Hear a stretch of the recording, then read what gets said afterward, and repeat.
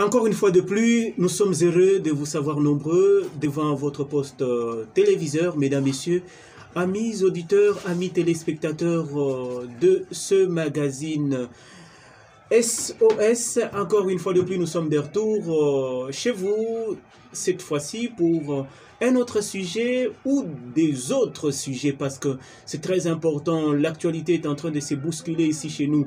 À Moueneditou, ville ferroviaire de la province de Lomami, nous sommes en RDC.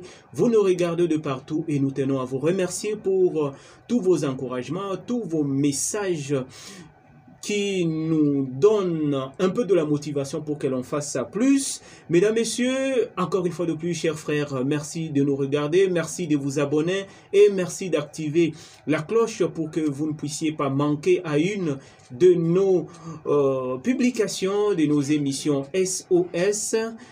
Nous sommes... Mesdames, messieurs, nous sommes toujours dans votre émission SOS. Nous allons parler d'une autre... ou commenter une autre actualité. C'est cette histoire de 227 écoles payées, mais qui sur terrain sont invisibles. Chers amis, nous sommes quand même dans ce que nous appelons aujourd'hui état de droit. Comment vous pouvez vous retrouver avec des écoles, plus de 200, et puis, on paye toutes ces écoles, mais sur le terrain, ces écoles n'existent pas. Comment ça se présente? Encore une fois de plus, avec l'agence LICOM, nous, on va vers la source pour vérifier les informations et savoir vraiment ce qu'il en est avant de nous lancer dans les conjectures, comme on dit, dans les bobards, boniments, ainsi de suite. On va écouter le député qui a lancé l'alerte. Il s'appelle Nathan Ilunga, il est député provincial élu du territoire de Cabinda, qui nous a donné cette information. Et juste après, on va revenir cette fois-là pour un peu creuser davantage. Et ce sera avec la complicité de Eric Ilunga Menji. On a trouvé dans une petite localité où la population scolaire ne peut même pas atteindre 90 élèves, mais on y trouve 5 écoles. En 2020 ici, on a vu des arrêtés tomber pour accroître toujours l'effectif des NP, de telle sorte que même les anciens NP ne seront pas payés, plutôt les nouveaux. Nous avons ramassé lors de notre récent contrôle de l'exécution du budget 2020 de la province de Lomami 227 écoles dont les fichiers n'apparaissent pas au niveau des banques de notre province de Lomami, mais ces fichiers-là apparaissent au niveau de notre province sœur, Sankourou. Ce qui fait que tous ces bénéficiaires, déjà reconnus par Kinshasa comme entrant en possession de leur dû, mais qui ne se retrouvent pas parce que le fichier n'est pas avec nous ici. Il en est de même de ces enseignants aussi de Sankourou, dont leurs listings apparaissent ailleurs. Donc, c'est une situation qui a été confectionnée intelligemment par les écopées nationales et qui a été décriée jusqu'au jour d'aujourd'hui n'a pas encore trouvé solution. Nous voulons aider le président pour lui dire que l'audit en question ne peut pas seulement s'arrêter au niveau du CECOPE national, parce que les directeurs nationaux, ce sont eux qui ont confectionné cette manière de détourner l'argent savamment et intelligemment. On doit aussi auditer les banques en question pour qu'elles justifient tout cet argent des écoles qui ont été budgétisées mais qui n'ont jamais touché. Je demande au président qu'on puisse faire un travail de terrain, parce qu'à l'heure où nous parlons, je vous dis, il y a des choses qui laissent à désirer au niveau de l'Omami, et cela c'est avec des preuves. On doit arriver partout et non pas dire on s'arrête avec au niveau des chefs-lieux des provinces. Non, je vous dis c'est dangereux. Voilà. Vous avez suivi, mesdames, messieurs, chers frères, la situation de notre province de Lomami. Parce que là, ça commence un peu à ressembler à une province, comme on dit, Moussa Sess. Du tout, on dit, bueno, du tout, on dit, kumpala bish. Tout le monde qui baka province ou mushindukai ni bintu bya bwenebi. Mushinduka tout le monde kuya kumpala kutunguluje ditunga ni bintu bya bwenebi. 227 écoles payées Donc, dont le personnel sont payés, mais sur terrain, ces écoles n'existent pas. Tout là, c'est tout, tu dis à nous hamabeji. Anu nous yemum pata, quand tu tiens gogoto. Anchinyach. Anchinyach. Banbet. Ni pour le vin soit non ko. Nous nous amenons tout y a ikuhan. Ni bit pia bouinebi. Nous bachal binjil néo changement. Bine bien net kwe.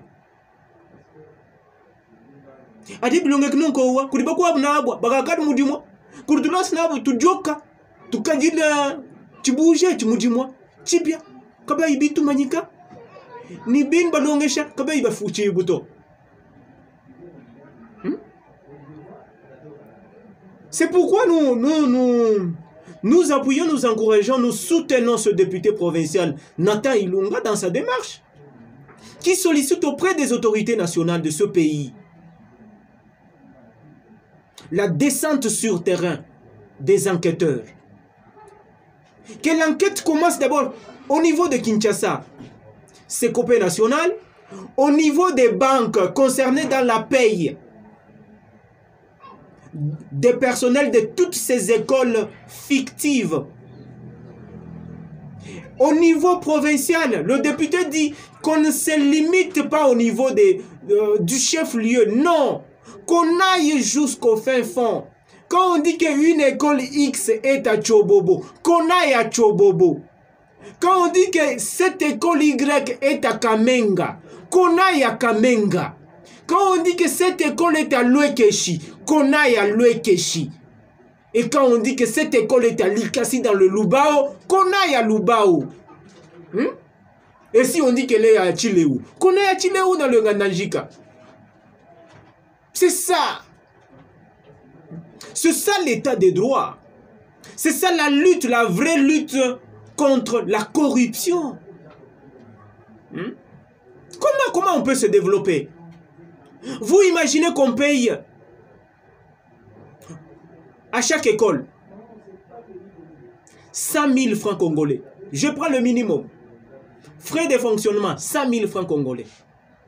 Faites ça fois 227 écoles supposées fictives, selon les députés. On aura combien d'argent? La première dimension. La deuxième dimension, tout là c'est tout. Sujuni balongeshi. Tuangate bwanyi kalasa kamwele kadini mwagwikala ni balongeshi na shabatanu. Angata ikaba mpinjeu balongeshi batanu.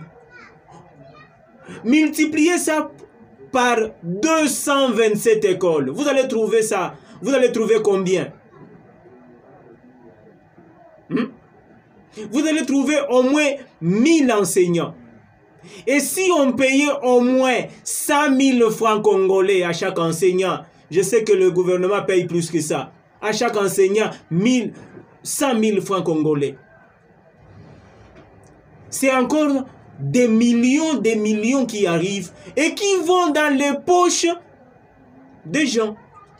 Voilà pourquoi le député provincial Nathan Ilunga sollicite, recommande une enquête. Qu'on vienne élucider les choses, tirer les choses au clair, qu'on nous dise oui ou non il y a des tournements. C'est vrai, lui a dit ça.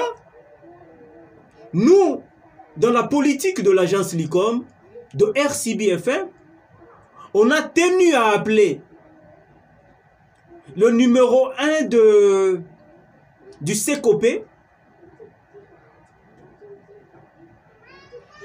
le service de paye des enseignants, dans la province de Lomami. Monsieur Kassende vous dit, c'est vrai, il y a la délocalisation des écoles, les écoles de Lomami qui se retrouvent dans le Sankourou, celles du Sankourou ailleurs. Et pour lui, c'est depuis le découpage. depuis l'éclatement de la province, de l'ancienne province du Kasaï oriental. Et il se pose ici ce qu'il a appelé un problème d'indice 91-92 pour l'Omami et le Sankuru. Alors, ça c'est du français. Hein? Est-ce que ce n'est pas faisable? Est-ce que la résolution de ce problème n'est-elle pas possible? Pourquoi jusqu'ici la province où le découpage a eu lieu en 2015, nous sommes en 2020, ça fait 5 ans. Qu'est-ce qui bloque la résolution de ce problème? Pourquoi des dizaines, des centaines d'écoles de l'Omami doivent se retrouver au Sankuru? Pourquoi? Parce que quand on va payer au Sankuru, on ne sera pas vérifié. Est-ce que c'est pour cela? Pourquoi les écoles du Sankuru sont payées ailleurs ou se retrouvent ailleurs? Parce qu'ailleurs, on ne saura pas les vérifier sur le plan physique. À quoi bon la bancarisation? Si des centaines d'écoles vont continuer à être payées sans qu'elles existent. Seigneur, ce pays est tellement malade à tel point qu'on se demande, et je donne raison à un papa qui disait, on était à bord d'un véhicule de Mboujima vers Moneditu, tellement il a vu qu'il y avait des roulages, des PCR le long de la nationale numéro 1, j'ai horreur de l'appeler asphalte, parce qu'il arrive des fois qu'on s'embourbe sur l'asphalte. Aïe, aïe, aïe, ce pays ici est vraiment merveilleux. Et ce papa, en regardant combien on déposait à chaque poste PCR de l'argent, quand bien même ça s'apparentait à de la salutation, main serrée, ce papa-là va dire, ah, echi, njitungani, nchitunga. Et voilà que ça se recoupe, ça se confirme un peu. Voilà, mesdames, messieurs, amis téléspectateurs, frères et sœurs de l'ICOM TV et de ce programme SOS, nous voilà arrivés à la fin de ce numéro. Nous avons parlé de la Covid-19 avec toutes ces alertes et la désertion des équipes de surveillance dans la province de l'Omami et l'appel ou la conscientisation de la nouvelle société civile de l'Omami pour que les autorités provinciales puissent recourir aux 150 000 $ américains dotation du gouvernement central pour la prévention de la Covid-19 dans cette province qui n'est pas encore touchée jusqu'ici, Dieu merci et gloire à Dieu, mais il faudra que l'on puisse se remettre debout, payer les agents surveillants pour qu'ils reprennent du service et que coronavirus n'arrive pas dans notre province de l'Omami. En deuxième lieu, nous avons parlé de cette affaire de 227 écoles, j'y arrive, déclarées supposées fictives par le député provincial Nathan Ilunga, élu du territoire de Cabinda, nous sommes dans la province de l'Omami, et qui a sollicité auprès des autorités provinciales nationales une enquête afin de mettre fin à cette forfaiture, hein, pas c'est le cas de l'appeler au cas où ce serait vrai. Encore une fois de plus, merci. Disons merci à toute l'équipe de production de ce magazine SOS, composé de Eric Ilunga, qui vient d'être rejoint par Eric Kunga. Toute la réalisation technique chapeautée par Don de Dieu Kayembe pour ce numéro. Je suis Ali Bouka Sakabambi, j'ai été là pour vous servir. Merci, n'oubliez pas d'activer, de vous abonner d'abord, premièrement, et ensuite d'activer la cloche pour recevoir toutes nos alertes de production. Également, les numéros au bas de cette vidéo et dans la description sont les numéros contact. Et aussi, vous pouvez nous venir au secours, nous appuyer, nous soutenir dans cette démarche parce que nous avons besoin de votre apport, de votre contribution, de votre soutien. Nous y allons jusqu'ici avec les maigres moyens disponibles et tout eau pour ce moulin est la bienvenue. Au revoir, Dieu nous bénisse.